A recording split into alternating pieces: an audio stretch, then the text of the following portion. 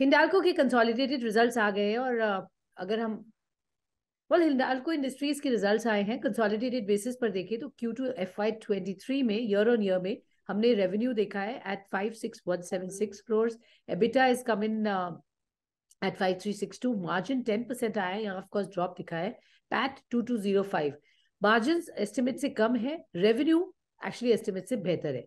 इन numbers को और अच्छे से समझते हैं, चलते हैं सीधे कंपनी के मैनेजिंग डायरेक्टर सतीश पाय हमारे साथ शो में जुड़ रहे हैं। सर बहुत बहुत स्वागत है आपका। पहले तो सर जैसा हम देख रहे हैं टॉप लाइन तो अबव एस्टिमेट्स है, इसकी क्या कारण थे? ये अच्छी रेवेन्यू जो आपने पोस्ट की उसके लिए शिपमेंट्स किस तरह से रहे और कौन से सेगमेंट्स में एक्चुअली अच्छी परफॉर्मेंस देखी?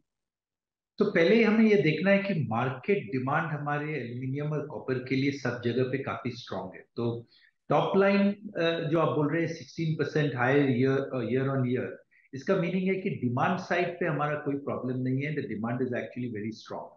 कॉपर बिजनेस ने इस क्वार्टर में काफी अच्छा रिजल्ट दिया। डाउनस्ट्रीम एल्यूमिनियम बिजनेस ने एबिटा तो एक्चुअली डबल किया है लास्ट ईयर के क्वार्टर से।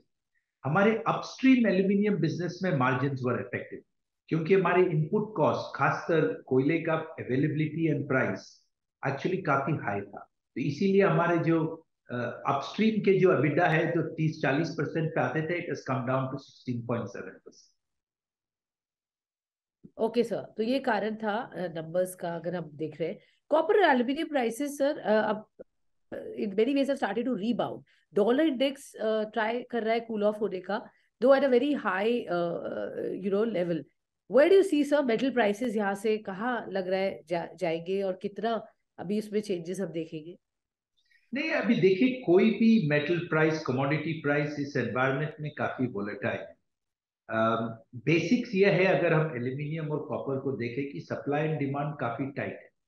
ऐसे नहीं है कि काफी इन्वेंट्री है, पर macro economic, Chinese economy, zero Covid policy, Ukraine war और यूरोप का energy situation, US inflation, US interest rate, इन तीनों जगह में अगर कुछ अच्छा खबर आता है तो प्राइसेस बढ़ जाते हैं। नेक्स्ट दिन कुछ खराब रिजल्ट खबर आते हैं तो कमोडिटी के प्राइस कम जाते हैं।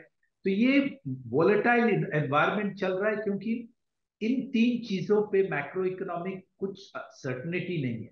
तीनों अभी ओपन है। श्योर सर, सो काफी वॉलेटिलिटी है यहाँ पर अगर हम सिचुएशन देखें ओवरऑल। बट सर इंडिया की पहली एल्यूमिनियम रेक हिंडाल्को ने डेवलप की है, किस तरीके की अपॉर्चुनिटीज आप देखते हैं सेगमेंट में सर? देखिए, इंडियन एल्यूमिनियम, इंडियन रेलवेज को अगर हम देखें, ये 100% स्टील से बनाए जा रहे हैं। जब तक अगर आप वेस्ट में जाए, अमेरिका में जाए, चाइना में जाए, मेजोरिटी एल्यूमिनियम से बनाए जाते हैं। क्यों? क्योंकि इससे आप फास्टर जा सकते हैं, लोडिंग आप इंप्रूव कर सकते हैं, इसके रिसाइक्लेबिलिटी वैल्यू हायर है। तो मॉडर्न जैसे हमारे हाई स्पीड ट्रेन आ रहे हैं, और अगर हमको अपना फ्रेट कैपेसिटी बढ़ाना है, अगर आप स्टील से एल्यूमिनियम में कन्वर्ट करें तो immediately 10%, 15% extra weight carrying capacity बढ़ जाता है for the existing railway lines. तो इसलिए ये it's a big opportunity for Indian railways. Okay, good opportunity surely sir. Sir de bottlenecking कैसे प्लान्स हैं उत्कल में, वहां पर क्या अपडेट है सर? तो हम लोग ने एक 500 केटी एक्सपेंशन किया था, वो ऑन स्ट्रीम आ गया। अभी उत्कल का कैपेसिटी अबाउट 2.1 मिलियन टन है।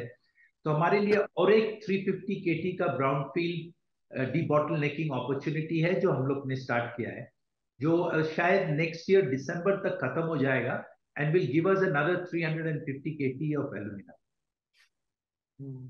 सर किस तरह से ग्लोबल डिमांड आप पैन आउट होते हुए देख रहे हैं? बिकॉज क्या आपको लगता है कि इंडिया बेटर कर रहा है कंपैरेटिवली?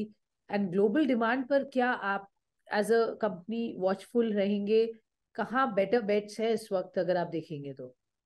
हाँ, ये तो सही बात है कि इंडियन इकोनॉमी और इंडियन एल्यूमिनियम और कॉपर डिमांड काफी रेजिलियंट है। It is much higher than pre COVID levels. और सब सेक्टर में, इलेक्ट्रिकल, ऑटो, कंज्यूमर डिवीजन, सब जगह पे डिमांड अभी इंडिया में काफी स्ट्रांग है। अगर आप वर्ल्ड वाइड भी देखें, वैसे हम लोग ने ऑटो सेक्टर, कैन, एरो में कहीं भी डिमांड का प्रॉब्लम नहीं देखा है अभी तक। पर सब लोग एक्सपेक्ट कर रहे हैं कि कुछ ना कुछ नेक्स्ट ईयर प्रॉब्लम आएगा। अभी तक हम लोग ने देखा नहीं। ओके, गुड टू नो, अभी तक प्रॉब्लम नहीं है, बट शायद आई थिंक कॉशियस होना ठीक ही है। Sir, right. Expansion plans Xinjiang China में किस तरह से चल रहे हैं सर? क्योंकि वहां पर अभी थोड़ा कोविड का वापस तकलीफ आई है, और इकोनॉमी जिस तरह से परफॉर्म कर रहे हैं, तो क्या कुछ एक्सपेंशन प्लान्स में चेंजेस है सर? चेंजेस नहीं है, डिलेड हो गए हैं, क्योंकि अभी आप जैसे बोले वहां पूरा जीरो कोविड लॉकडाउन चल रहा था, इसलिए हम लोग वो प्रोजेक्ट को अभी तक स्टार्ट नहीं कर सके, तो ऑलरेडी 1.5 ईयर डिले हो गया। तो हम लोग वी आर होपिंग कि अगर जब चाइना ये जीरो कोविड पॉलिसी को रिलैक्स करेंगे, वो प्रोजेक्ट हम लोग शायद नेक्स्ट ईयर स्टार्ट कर सकें। ओके। ओके, नेक्स्ट ईयर तक ये पुश हो गया है, फेयर इनफ। आखिरी सवाल sir, debt debt unchanged debt 42,000 crore sir, क्या गाइडेंस देंगे आगे डेट को लेकर? देखिए, पहले मैं बोलना चाहता हूं कि हिंडाल्को इंडिया में first half of this year में 6,000 करोड़ डिबेंचर और 2,500 crore long term loan of Utkal repay किया है। So gross debt has gone down by 8,000 crore nearly. तो from now onwards we are, हम लोग के कोई रीपेमेंट प्लान नहीं है। So we you should see net debt to EBITDA ये 1.5 की जगह पे रहेगा for the remaining part of this year. Okay, fair enough, that's the guidance. बहुत बहुत धन्यवाद सर, हमें समय देने के लिए। Is always a pleasure to speak to you sir. Thank you.